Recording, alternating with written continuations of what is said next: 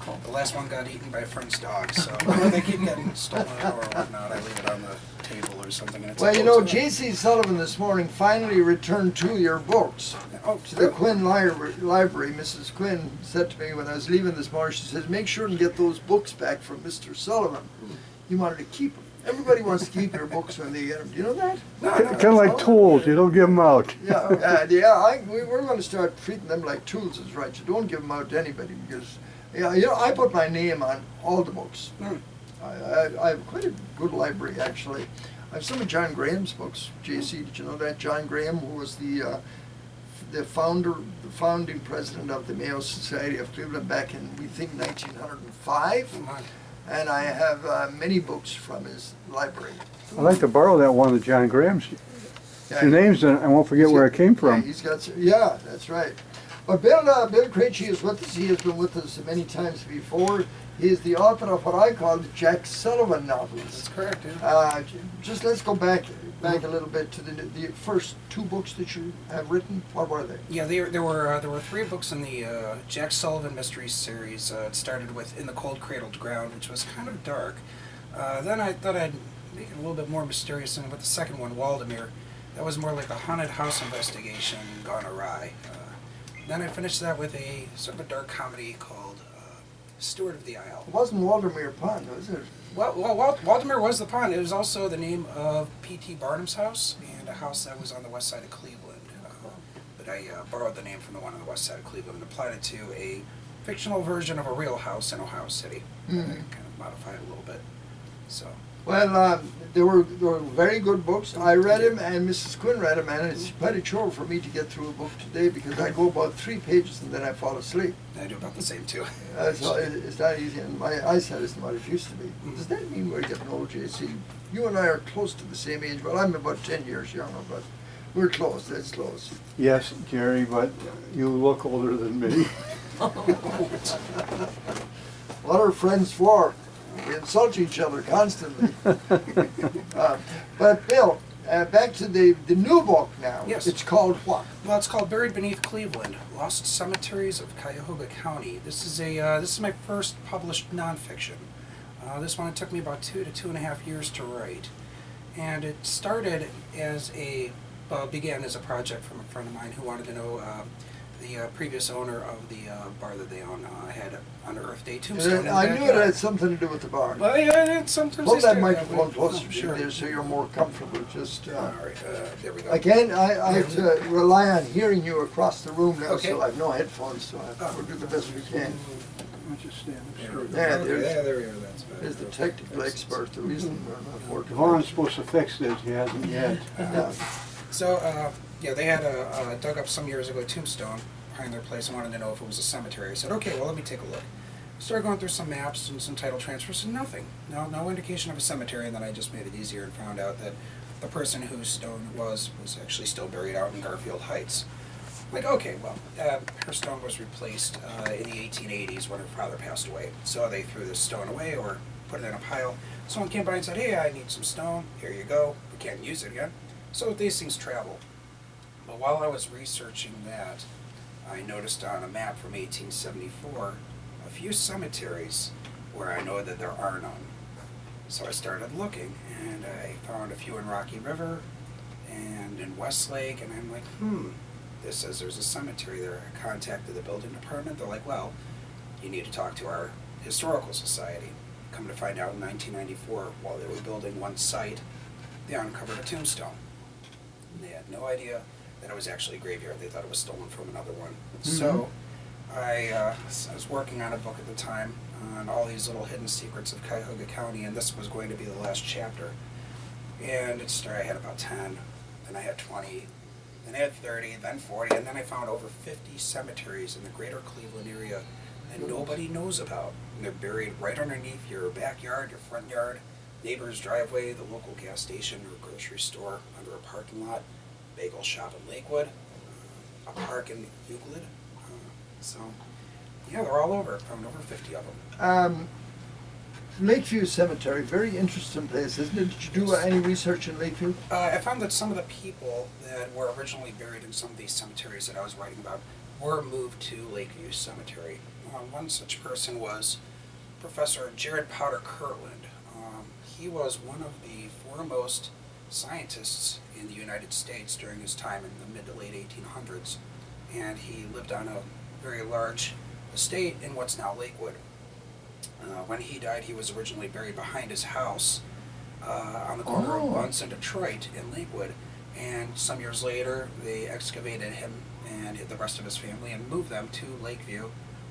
Then in the 1950s his house was torn down and they built a grocery store on the site. Now it's a Get-Go gas station over there on that corner. So that's, but he was once buried there, and now he's at Lakeview. A few other dignitaries and other people were also buried in the area, were also moved. More well-to-do families ended up at Lakeview. Now, some of those cemeteries, I'm sure, were very small. Yes. It might be, what, a dozen people buried in It them? might be a dozen, might be 5, might be 3. Really? Yeah, the smallest one that I found was originally just 2 people, and that was in Rockport, what's now Rocky River. It was the governor of Ohio, Reuben Hazen Wood, and his mother. And they were the only 2 people buried there, and that was where the intersection of Avalon and it's just north of the lake. Well, it's up in that area, and when they after it was a year or 2 after he died, they had him removed with his mother from the property of their house and moved over to Woodland Cemetery down on the east side of Cleveland. When I die, Nellie says she's going to bury me in the backyard. That way she'd know where I am at all times. Right. So there are a few like that, though, around. 2 There are. people, yeah. Yeah, there are some that are very small. In fact, just over here on the other side of Rockside Road, there's the West Family Cemetery. That's over there, and if you go in, you will find 4 headstones, and that's it. Now, do you try to track down the history of the people that are buried there? Yeah. That could be an exhaustive kind of a search, couldn't it? It took about 2.5 years to do 50 of them. Some of them were easier than others, but the best way to do this was find out where it was located. Maps usually help, old maps and atlases from the 1800s. But when you locate it, find out who owned that property and start going back and you'll almost always see a description of the land when they sell it, say 100 acres, and they'll give the perimeter and they'll say reserving from their 1/4 acre at the northeast corner of said lot, now being used as a family burial ground. Keep going back over and over again until you find no mention of that family burial ground. Say the Smith family buys it, no mention. 20 years later they sell it, there is no mention of that family burial ground. You find out who in the Smith family died during that time. And if you can't find them listed at the local cemetery, 9 out of 10 times they're going to be buried right there at that site. So. Now, that doesn't happen anymore. People, you're not allowed to do that anymore. That's correct. Are you? No, you cannot move a cemetery, or if you can, you have to jump through a lot of hoops in order to do that. Of course, we think of like the movie Poltergeist. Oh, they moved the cemetery, Right. and I even joke about that in the introduction, not knowing that they were doing a remake at the time, which is all right. But yeah, you can't really do that. You have to go through a lot of hoops in order to do so. However, back then it was quite commonplace to, and then you have to ask the question, is it still a cemetery? Nobody's been buried here in over 150 years. Is there even anything left of these pioneers? You might find a stone, dig down, you're probably not going to find anything, maybe a bone here or there. Now, did you find out anything about, I remember how Catholic cemeteries used to have to be what they call consecrated ground. Is Yes. that still in force? Yes, I found out, we always think of the first Catholic cemetery in Cleveland as St. Joseph on Woodland Avenue. On Woodland? It's not, though. Calvary. No, this even predates Calvary.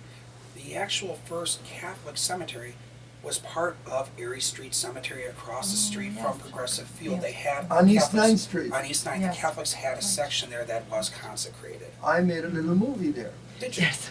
I remember. with, Big Big Chuck, Little Chuck. I love that. Chuck That's and one of Little my Johnny. favorites. I He rose from the dead. I came out from behind the headstone and I saw the devil. I remember that skit. You remember that? That is one of my favorite Big skits. Chuck. Yes, I love that. That was 20 years ago. I was someplace recently buying something, And the person behind the counter says, "Hey, I saw you last Saturday on Big Chunk and Little John." I said, "You recognize me?" That was kind of gratifying to know that I hadn't aged too much. Oh my. But the beard was red in those days. Yeah, they still show that, I guess, on the, I haven't seen it in a while. Yeah. Yeah, they still have that, A late Saturday night. morning show. And, Yeah, Erie Cemetery, it's an interesting cemetery, isn't it? It is. In How- fact- it's not that big, is it? Well, it's about 8 acres in area. Yeah, and it's been written about. I mean, it has its own book, and Vicki Bloom Vigil, who's another cemetery historian, she did write about it. But the reason that I wrote about it and put it in the Lost Cemeteries of Cuyahoga County is because more than half of that cemetery has been relocated. They were in the middle of moving. They started around 1905 until around 1920, 25. They were moving the cemetery. Finally, the Early Settlers Association stepped in and put a kibosh to it. But by that point, the damage had been done. They moved thousands and thousands of sets of remains to Highland Park Cemetery. And while these people did have monuments and headstones at Erie Street Cemetery, those monuments did not make the journey over to Highland Park, and they are buried dozens in mass graves right Oh, there. really? Yeah, and it's quite unfortunate. And the name of the book again, Bill? It's buried beneath Cleveland, Buried Beneath Cleveland. Lost Cemeteries of Cuyahoga County. Now, if somebody would like to buy the book, probably it's just coming out, is it? It just came out just within the last couple of weeks, just in time for Halloween. It wasn't the angle I was playing, but the publisher said, "Oh, you'd be real popular around that time of year." I'm like, well, what about All Saints Day or All Souls Day? We have those too. Yeah, it came out a couple weeks ago. You can get it at pretty much any area bookstore. Mhm. How much is it? $22. That's not much. That's a good price for that, to know all about where all your relatives might be buried. Some of them you don't even want to know about, probably. I'm sure some of my early ancestors were there. Yeah, I mean, it's amazing to think about. Some of them, the largest one I believe that I saw that was moved was the old Newburgh Township Cemetery, and that was on Axtell Street. They moved that. On what street? It was on what was called Axtell Street. Where was and that? It was over near Slavic Village, Okay. down in that area. They moved thousands of people to Harvard Grove Cemetery about a mile away. And, well, they didn't move everybody because they couldn't find everybody. There's now a rolling mill on top of it. Jemison Dempsey, I think, is built on it, as well as part of the Now- Marin Trail. In the old days, didn't they bury a lot of those people in wooden caskets or wooden coffins? And they would have deteriorated. There'd be nothing left. There wouldn't even be bones left, would there? No, that's absolutely right. In part of South Euclid, they were excavating along Mayfield Road, and they found two caskets. One of them was marked from 1860. Now, this is in the late 1920s. Would that be a And wooden casket? They were both wooden caskets. For some yeah. reason, it survived, huh? One of them survived, had a number of bones in it. The other one was kind of completely collapsed, and there was really nothing discernible inside of it. So it's just a matter of, is it preserved, is it not? What's inside? I mean, in some cases, some of these cemeteries that were established in the early 1800s, there might not be anything left. One of the sites of the first cemetery in Cleveland, first one established by European Americans, was on the corner of what's now Ontario and Prospect, and that was the old Ontario Street graveyard. They were building the Horseshoe Casino garage just a few years ago, and while they were doing that, they did unearth more bones. That cemetery was established in 1797 and was moved in 1826 to where Erie Street Cemetery is now. That's why Erie Street was opened, was to remove these people. But you can't move everybody, and even 200 years later, they're still finding bones there. So. Great, great. But don't go away. I want to talk to you more before, because it's coming up. Oh, it's 11:30 already. Goodness. Right, now. If you go down there now, you're coming from the Columbus Street Bridge, approaching Center Street, it would have been on your right-hand side just before the drawbridge, where there's always a Flats Industrial Railroad and locomotive sitting there. It would be on your right-hand side just before that. There's a little drive that goes to the right. It would have been on that intersection. And we do have a photograph of it, and then there's a nice drawing of it. But it was also called Our Lady of the Lake, and that was the first Roman Catholic church. That's my church.